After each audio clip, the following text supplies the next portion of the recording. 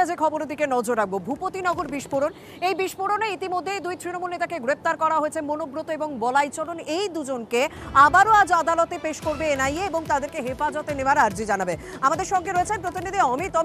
এই দুজনকে আগেও হেফাজতে নিয়েছিল, এখনো পর্যন্ত কোনো রকম জিজ্ঞাসাবাদে কোনো রকম গুরুত্বপূর্ণ তথ্য উঠে এসেছে এবং আজ হেফাজতে কি আবারও চাওয়া হবে?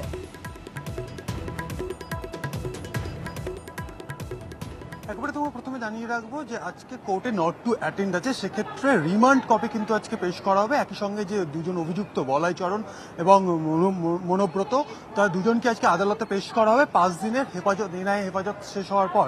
এবং এনআইএ সূত্রে দাবি করা হচ্ছে আবারও তাদেরকে নিজেদের হেফাজতে চেয়ে আর্জি জানানো হবে আদালতের কাছে। কারণ এই গত 5 দিন ধরে, অর্থাৎ শনিবার থেকে আজকে পর্যন্ত যে জেরা পর্ব চলেছে, সেই জেরা পর্বে বিভিন্ন তথ্য প্রমাণকে সামনে রেখে তাদেরকে জেরা করা হয়েছে, কিন্তু তদন্তে চূড়ান্ত অসহযোগিতা করেছেন এই বলাই এবং মনোব্রত, এমনটা কিন্তু দাবি করা হচ্ছে এনআইএর তরফে। কারণ বেশ কিছু এই দুজনের সঙ্গে ভূপতিনগর বিস্ফোরণে নিহত যে 3 জন ছিলেন তাদের সিডিআর, অর্থাৎ কল ডিটেলস রেকর্ড বা টাওয়ার লোকেশন, এই সমস্ত বিষয় তথ্য প্রমাণকে সামনে রেখে তাকে জেরা করা হয়েছে।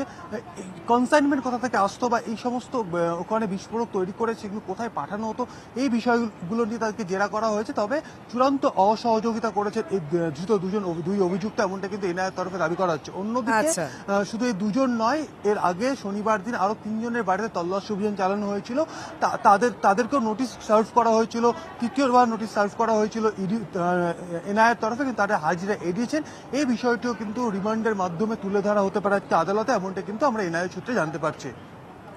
একদম ধন্যবাদ অমিত। সত্যি যে খবরের দিকে আমরা নজর রেখেছিলাম যে এই ভূপতিনগরের বিস্ফোরণের ঘটনায় যে দুজনকে ইতিমধ্যে গ্রেপ্তার করা হয়েছে, মনোব্রত এবং বলাইচরণ, তাদেরকে প্রাথমিকভাবে জিজ্ঞাসাবাদ করা হয়েছে এবং এখনো পর্যন্ত যা তথ্য রয়েছে যে এই দুজন সেভাবে সহযোগিতা করেনি।